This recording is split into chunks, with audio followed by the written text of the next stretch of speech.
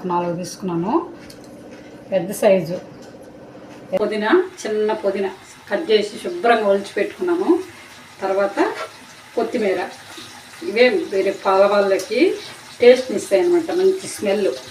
Fried రైస్కి, vegetable fried రైస్కి వీటన్నిటిని ఈ విధంగా వేసుకున్న తర్వాత బీన్స్ అన్నిటినీ ఒకేసారి వేసి మనం కొద్దిసేపు మగ్గనిచ్చుకుంటే కూరగాయ ముక్కలన్నిటినీ పర్ఫెక్ట్గా ఈ విధంగా తీసుకున్న తర్వాత కొంచెం మూత పెట్టుకోవాలన్నమాట. కూరగాయ ముక్కలు బాగా ఉడికిపోతాయి అన్నమాట నీట్గా. అప్పుడు గల్లుప్పు అయితే యాడ్ చేస్తాం.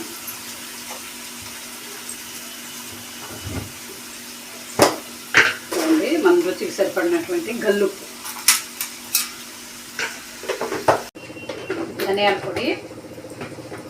పొడి అయిపోయింది, తయారు చేయాలి మళ్ళీ ఇంట్లో. చూడండి, ధనియా పౌడర్ కూడా వేస్తాం అనమాట. బాగుంటాయి ఇంట్లో చేసుకుంటే. నేను ఎప్పుడు ఇంట్లో చేస్తాను అనమాట, బయట కొనుక్కోను. ఏదో అవసరమైతే కొనుక్కుంటే, ఎప్పుడన్నా అవసరం అంటే ఖచ్చితంగా బయట కొనుక్కోవాల్సింది. చూడండి, వీటన్నిటిని మళ్ళీ ఇంకొకసారి మనము గ్లాస్ అనేది దీంతో 3 గ్లాసులు తీసుకున్నాను. వీటిని 3-4 సార్లు శుభ్రం కడుక్కోవాలా. చూడండి, బాస్మతి రైస్ అయితే ఏ విధంగా ఉండేదో కడుక్కొని ఒక ½ అన్ అవర్ నానబెట్టుకుంటే మనకు వెజిటేబుల్ ఫ్రైడ్ రైస్ అనేది పర్ఫెక్ట్గా వస్తుంది అన్నమాట. వాటి కోసం నేను కూరగాయలు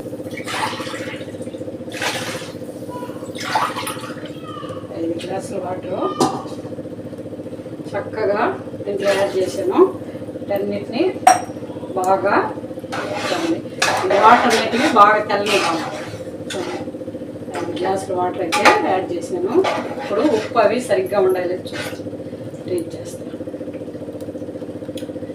కరెక్ట్గా సరిపోయింది. ఇప్పుడు నేను దీని మీదకి మూత పెడతాను. అంటే మనం 3 గ్లాసులకి 6 పోయాలా, కానీ నేను ఎప్పుడు 5 పోస్తాను అనమాట.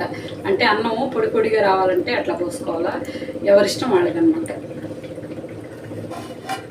చూడండి, మూత ఇట్టి పెడుతున్నాను. అయితే ఏ విధంగా బాయిల్ అయినాయో చక్కగా బాయిల్ అయిపోయినాయి. మనకు వాటరు సరిగ్గా సరిపోయిందనమాట. టేస్ట్ చేస్తుంది, ఉప్పు కూడా బాగా సరిపోయింది. ఇప్పుడు నేను రైస్ని అయితే యాడ్ చేస్తున్నాను. చూడండి, 3 గ్లాసులు బియ్యం. బీట్రూట్ వేసినందువల్ల ఎర్రగా మన ఫ్రైడ్ రైస్ ముక్కలు బాగా ఉడికిపోయింది. ఇప్పుడు నేను నెయ్యి అయితే యాడ్ చేస్తున్నాను అనమాట. మన ఇష్టం అది. బీట్రూట్ వేసాం కాబట్టి కలర్ అనేది చేంజ్ అయిందన్నమాట. చూడండి, టేస్ట్ అయితే చాలా బాగుందన్నమాట. గుమ్మలాడిపోతున్నాను.